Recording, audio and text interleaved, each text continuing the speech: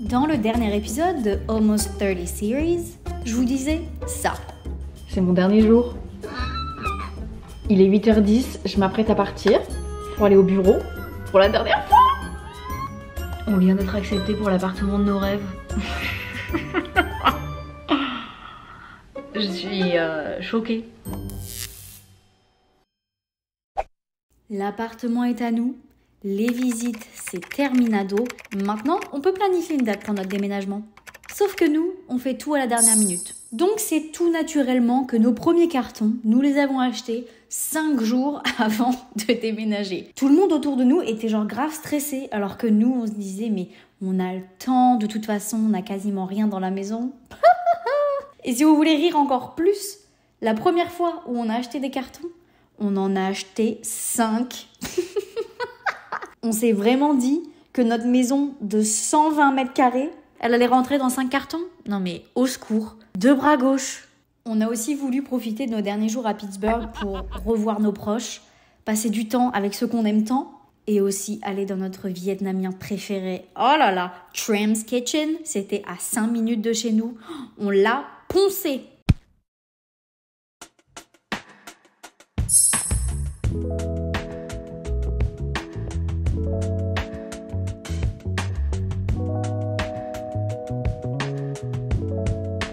J'ai du mal à croire que quasiment l'intégralité de mes fringues rentrent là-dedans. C'est fou. Bon, bien évidemment, j'ai un bac où il y a tous mes manteaux et tout, mais la majorité est là, quoi. Tu t'assures que ce soit bien plié?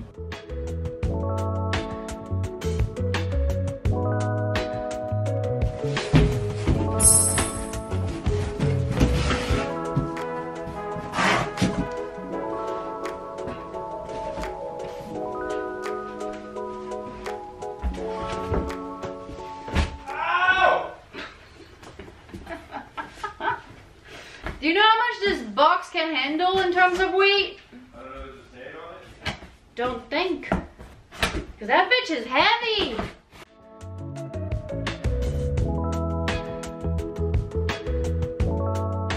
Je crois que ma folie littéraire me rattrape. Comment je vais réussir à empaqueter tous ces bouquins? Genre là, ce carton, c'est même pas la moitié de la toute petite bibliothèque là. Pourquoi sur les cartons, ils mettent pas la capacité, genre le poids que ça peut supporter avant de... Les jours passent et se ressemblent. Je vous avoue que le jeudi, je n'en voyais pas la fin. J'étais au bout du rôle. Donc, en plein milieu de ma session carton, je me suis fait des petites crêpes. J'en ai mangé une demi-douzaine et bamos, c'était reparti. Et vu que je m'étais déjà occupée de la vaisselle, j'ai pas eu d'autre option que de manger dans un plat à tarte.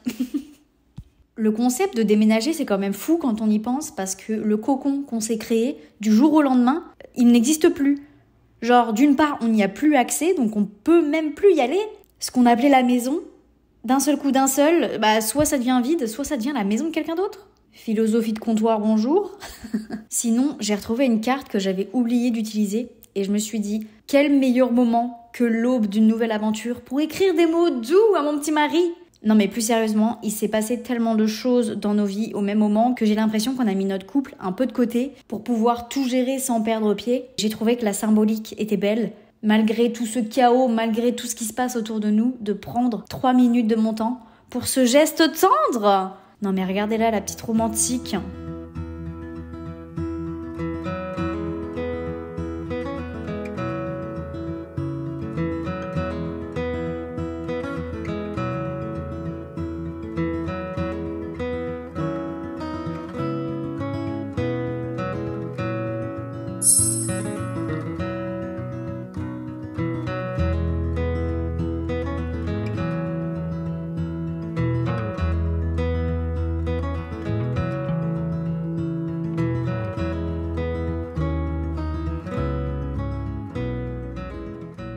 Littéralement fait les cartons toute la journée. Et là, Matt vient de partir pour aller rejoindre quelques amis qu'il n'a pas vus depuis des lustres. Et I'm getting emotional. Je sais pas pourquoi j'ai envie de chouiner. Je suis submergée d'émotions. Genre, je me rends compte qu'il y a un chapitre qui se termine là. Et il a été aussi enrichissant que difficile. Mais ouh. C'est dingue parce que j'ai tellement voulu quitter cette ville. Et là que je suis sur le point de le faire, je suis un peu triste. Non mais c'est tout bête, mais depuis qu'on a Phil, on se balade beaucoup plus. Donc on a rencontré, je pense, dans les derniers 6 mois, l'intégralité de notre quartier. Et notre chien, littéralement, c'est la star de la rue. Je me suis fait suivre il y a pas longtemps, c'est la première fois de ma vie que ça m'est arrivé. Je touche du bois pour que ça ne m'arrive plus jamais. Mais quand j'ai raconté ça à l'une de nos voisines, elle m'a dit « Mais quoi ? Si jamais ça se reproduit, tu rentres dans notre maison. Tu ne toques même pas, tu rentres chez nous. » Je savais que j'allais avoir un petit pincement au cœur, de toute façon, c'était sûr et certain. À la seconde où je me retrouve toute seule, ça me fracasse. Sinon, on a fait d'énormes progrès aujourd'hui. Je crois qu'on a commencé à paniquer. Parce que Matt comme moi, on se disait « Mais c'est bon, ça va le faire. » Faut savoir que mon mec, ça fait 2 semaines qu'il me dit « Mais non, mais on a quasiment rien dans notre maison. On a quasiment rien à mettre en carton. » On n'est pas minimaliste ici, hein. Les objets nous apportent du bonheur. Et le pire vraiment, c'est les livres. Hein, parce que tu peux pas en mettre beaucoup par carton, par peur que le fond ne tienne pas. Quand on a vraiment commencé à faire les cartons, j'ai cisaillé tous mes ongles. J'ai donc des mains d'enfant de 8 ans. Mais vu que j'ai les ongles archi mous, au moins je me fais pas mal. Il n'y a pas de risque que ça se casse, que ça se retourne ou que sais-je. Demain c'est notre dernier jour. J'arrive pas à y croire. C'est le spot dans lequel je filme tout le temps d'habitude et là, il n'y a plus rien. Oh. J'allais dire j'ai pas envie de me jeter des fleurs, mais il n'y a rien de mal à ça. J'ai été quand même assez maline. C'est-à-dire qu'une fois qu'on a su qu'on allait déménager, qu'on avait signé le bail et tout, on savait qu'on avait 3 semaines devant nous. Et à partir de ce moment-là, j'ai commencé à faire du tri. Mais quand je vous dis du tri, c'est du tri! Je faisais pas plus d'1 pièce par jour et j'allais dans chacun des placards, dans chacun des tiroirs. J'ouvrais toutes les boîtes, tout! Je savais qu'une fois qu'on allait s'activer pour le déménagement, on n'avait pas 50 milliards de questions à se poser, on devait juste tout mettre dans les cartons. Je vous conseille aussi de prendre une petite valise cabine dans laquelle vous allez mettre toutes les choses auxquelles vous devez avoir accès assez rapidement. Dentifrice, brosse à dents, sous-vêtements, un change. Comme ça, vous savez que quand vous arrivez dans votre nouvel appart ou dans votre nouvelle maison ou dans votre nouveau mobil-home, vous avez à portée de main ce qu'il vous faut. Dans cette valise, je vais aussi ajouter tout ce qui est ciseaux, cutter, tournevis, les trucs vraiment dont je sais qu'on va avoir besoin pour tout déballer, pour tout installer. Et voilà, au moins je vais pas chercher tout à droite à gauche. C'est une valise que je vais garder à côté de moi. Bien évidemment, je suis une psychopathe. Je ne voyage jamais sans mon sac à dos avec tous mes appareils électroniques. L'intégralité, tous, sans exception. Mes ordinateurs, mes caméras, je prends tout. Tout est sur moi, comme ça je psychote pas à me dire putain, où est-ce que je l'ai mis? Ça doit être dans le camion de déménagement. Imagine, il y a ça qui se pète la gueule dessus. Imagine, je pète mon ordinateur. Non. Tout est sous contrôle, tout est à portée de main. Et j'ai l'esprit tranquille. Toutes les affaires de Phil sont considérées comme choses à avoir à portée de main. Donc il a déjà son petit sac de prêt. Quelle mère exemplaire je suis. Ben voilà quoi. Oh là là, le merdier. Là, on voit bien que tout le monde est en train de péter un câble. Excuse me. Et pour notre dernier soir, on s'est vraiment fait plaisir. On a été à Soba, l'un de nos restaurants préférés. Et ensuite, on a été à Pages, l'un des glaciers les plus célèbres de Pittsburgh. Mais spoiler alerte, c'était pas bon du tout. Bon, on y est. Je suis archi fière de nous parce qu'on a été méticuleux. On a fait franchement du bon boulot. Ça a été fatigant. On s'est pris le chou je ne sais pas combien de fois. Mais c'est fait. Là, on attend mes beaux-parents, ma belle-sœur, mon beau-frère et le meilleur ami de mon mec pour nous aider du coup à tout empaqueter. Et Matt est parti chercher le camion là, donc c'est parti.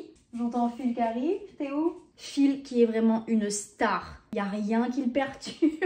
Ah oui? Bon allez, je te laisse sniffer. On ne chouine pas.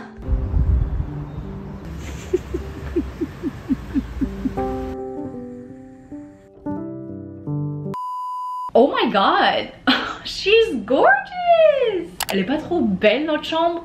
Je vous ai grave spoilé, mais fallait que je vous raconte un peu plus en détail comment la journée de notre déménagement s'est passée. Oula oui, on n'est pas prêt de redéménager, ça c'est clair et net. Bon déjà, outre le fait qu'on n'avait pas du tout anticipé le volume de choses à empaqueter, juste pour rappel, on s'est pointé à Home Depot, on a acheté 5 cartons. On a cru qu'avec 5 cartons, toute notre baraque allait être empaquetée. sans commentaire. Donc déjà, rien que de faire les cartons, ça nous a pris un temps, mais un temps monstre. Vu que mon mec a fait toutes les démarches en amont, pendant et après, genre tout ce qui est démarcher l'électricité, le truc, le machin, j'avais dit écoute, tu ne me fais pas toucher le téléphone pour ce déménagement, tu ne me fais pas envoyer quoi que ce soit comme papier, et moi en contrepartie, je fais tous les cartons. À travers cet accord, il y a quelqu'un qui s'est fait complètement avoir, je ne vous dirai pas qui c'est. Bref, j'ai fait la plupart des cartons, j'ai galéré, ça m'a pris un temps, mais voilà. Heureusement que j'avais plus mon taf. Je ne sais pas comment j'aurais fait. Et le jour J arrive. Les jours qui précédaient, on regardait bien la météo pour savoir à quoi s'attendre. Et je vous rappelle qu'on était toujours en période de canicule. Enfin là, je sais plus. Je sais plus aux États-Unis sur la côte Est, qu'est-ce qui est une canicule ou qu'est-ce qui est la nouvelle normalité pour l'été. Il fait juste extrêmement chaud, extrêmement humide et on souffre. Ok? Donc je vous plante le décor. Le jour du déménagement. Il faisait 36 degrés à 8h30 du matin jusqu'au soir à 23h. Mais attendez, ce n'est pas le pire. Parce que mes parents, ils étaient là en mode oui, il fait chaud chez nous. Non. Non, non, non, non, non. Il fait chaud chez vous peut-être. Mais il ne fait pas humide. Parce qu'il faisait 36 degrés ce jour-là, mais 36 degrés avec un taux d'humidité de 90%. Nous avons donc fait un déménagement dans la forêt amazonienne, dans la jungle. Donc à 8h30 du matin, mon mec qui portait la commode de notre chambre suait à grosses gouttes. Et là je me dis, on a à peine commencé. On a à peine commencé. C'est-à-dire que le déménagement, on l'a fini 15 heures plus tard. On a eu aussi une petite nouvelle la veille du déménagement. 2 personnes étaient censées nous attendre à Philadelphie pour nous aider du coup à vider le camion et à tout monter chez nous. Une personne a annulé. Donc déjà, là, quand on a su ça, on s'est dit, ok, là, ça va. Ouh, là, on va se casser le dos. On se croyait réaliste en disant que vider notre maison et tout mettre dans le camion, ça allait nous prendre 2 heures. On était stupides et complètement à côté de la plaque. Ça nous a pris 4h30. On était 7. Toutes les personnes qui étaient présentes nous disaient, mais qu'est-ce que vous avez foutu pour que en 3 ans, vous ayez accumulé autant de trucs? J'ai une potentielle réponse à ça. Les bouquins, les livres, une catastrophe à emballer. Tous les cartons dans lesquels je mettais les livres, je savais que ça allait pas tenir. Donc j'ai été obligée d'acheter des boîtes là, en plastique archi dur, dans lesquelles j'ai empilé mes petits livres. Mais le problème, c'est que je ne suis pas la seule à avoir une obsession malsaine, à avoir une collection qui ne s'arrête jamais. Mon mec,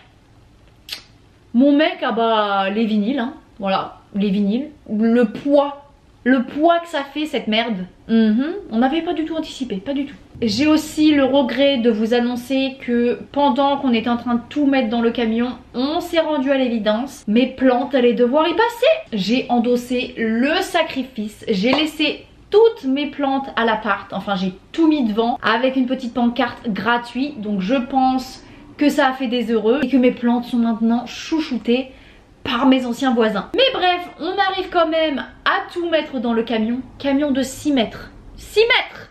J'avais dit à mon mec, mais t'es complètement taré d'avoir pris un camion aussi grand. Il m'avait répondu, vaut mieux que ce soit trop grand que pas assez. Oh boy, he was right. He was so fucking right. Du sol au plafond, il n'y avait plus d'espace. L'un de nos amis qui était venu nous aider a fait du Tetris pendant 4h30 pour s'assurer que tout rentre. On en était là. Le camion est plein, nous le fermons et nous rendons nos clés à notre propriétaire.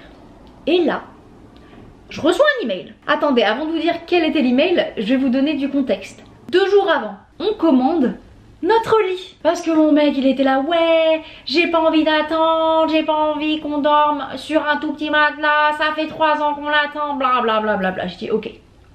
On se fait rien livrer à la maison avant de partir parce qu'on va pas se faire chier à rajouter des trucs, à emmener à Philadelphie, blablabla. On se fait tout livrer sur place, mais si tu veux, oui, on va commander un petit peu en amont pour être sûr que au moins on va se faire livrer une fois qu'on sera sur place.